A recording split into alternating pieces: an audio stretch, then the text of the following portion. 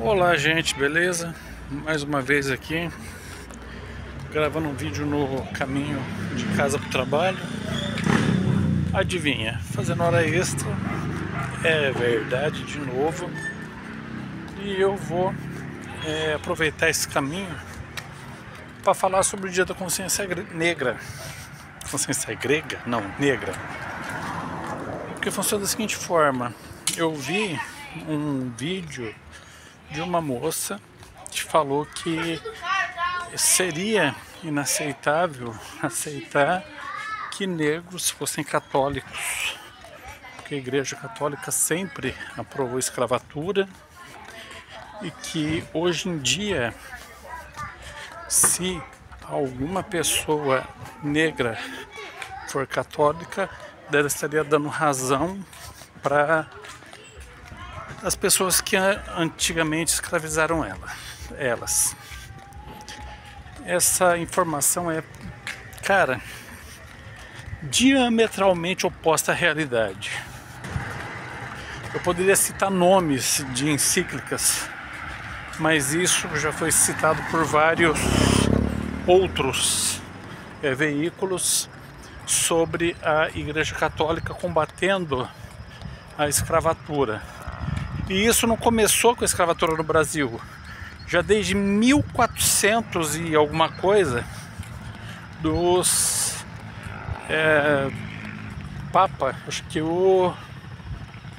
foi Urbano VIII, é o mesmo ali do Concílio de Trento, aquele Concílio de Trento lá, da Missa Tridentina e tudo mais. O mesmo, ele se opôs ainda, não, acho que você foi um pouquinho depois, né, do Urbano VIII, anterior ao Urbano VIII, acho que é o Gregório XIV ainda. Ele condenou a escravidão nas Ilhas Canárias, ali que eram de Portugal, se eu não me engano.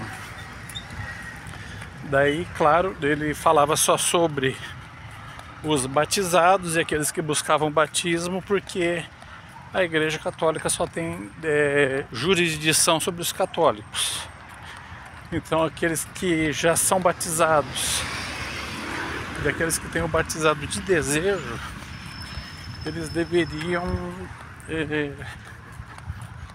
eles não poderiam ser escravizados.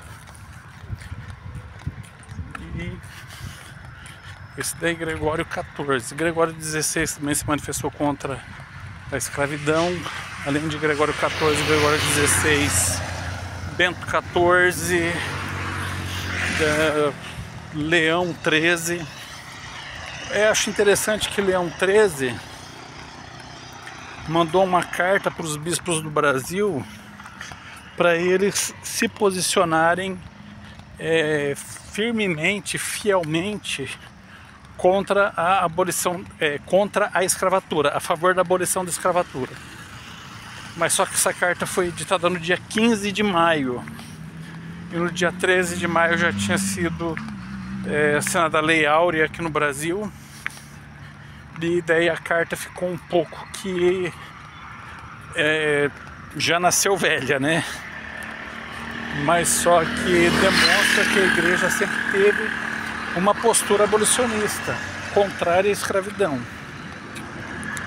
E, cara, algumas pessoas, inclusive essa moça negra que falou que a Igreja Católica pregava que os negros não tinham alma. Cara, é tão ridículo isso, que é só citar o nome de alguns santos aqui que são negros e cuja devoção já vem de longa data. Não é coisa que foi instituída a partir de 1888. São Benedito, negro, cuja imagem é representada dele segurando pães, né? Porque ele distribuía pães, fazia caridade no aspecto ali, no ramo da alimentação das pessoas pobres. Além de São Benedito, Santa Catarina e Santa Felicidade e outros santos negros. E a igreja nunca obstou que algum negro acessasse aos sacramentos, inclusive ao magistério da igreja. Enquanto estava toda essa discussão nos países protestantes se havia ou não que se falar que os negros tinham alma ou não, com uma certa influência de doutrinas judaicas que pregam ali os tipos distintos de alma, e algumas almas são tipo almas animais, mais para pessoas, né? Mas é assim, além disso tudo, não vou dizer que é uma alma de um animal irracional, são tipos diferentes de alma, né? E eles se questionando, protestantes, se negros tinham alma ou não. E a igreja já tinha santos, prestava devoção, cuidava do casamento dos negros, fundava confrarias e igrejas destinadas aos homens negros, cuja mais famosa é a Igreja de Nossa Senhora do Rosário dos Homens Negros, Confraria de Nossa Senhora do Rosário dos Homens Pretos, Homens Pretos. E só para citar uma. E todas essas confrarias e igrejas destinadas aos homens e mulheres pretas são de antes da abolição da escravatura. Porque a igreja, sim, se preocupava com a cura das almas das pessoas pretas. Então, temos que combater essa desinformação com documentos da igreja.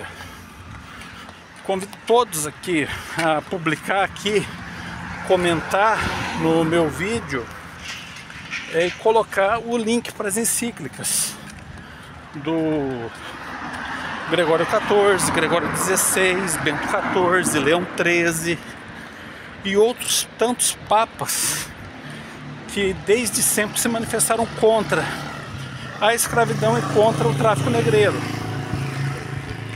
E é óbvio que havia uma manipulação, havia um entendimento errado sobre os documentos que o próprio Papa editava.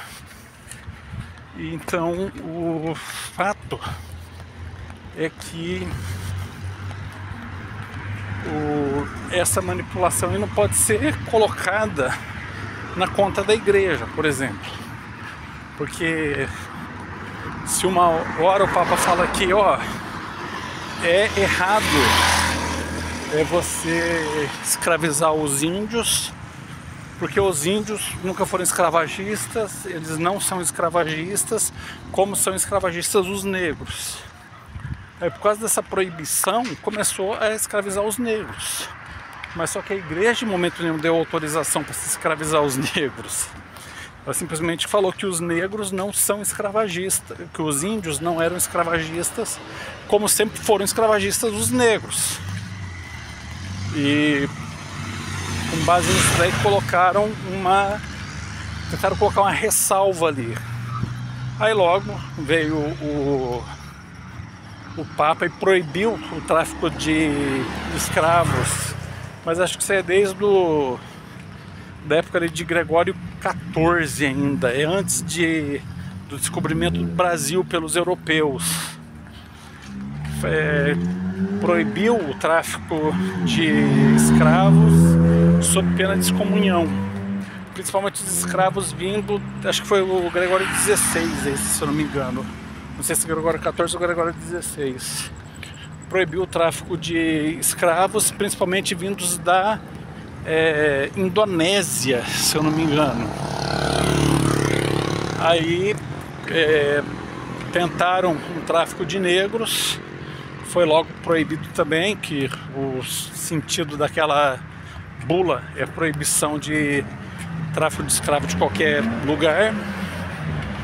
Mas aí começou a ter tráfico negreiro de países como a Holanda, principalmente a Holanda, né, que são países protestantes. Aí a excomunhão do Papa meio que não pega, meio que não é levado em conta pelos protestantes.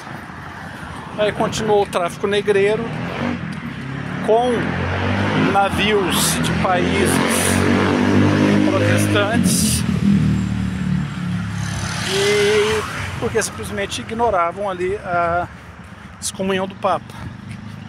Então, quando você pensar em escravidão no Brasil, apesar de as pessoas serem católicas, tem que ter em vista que os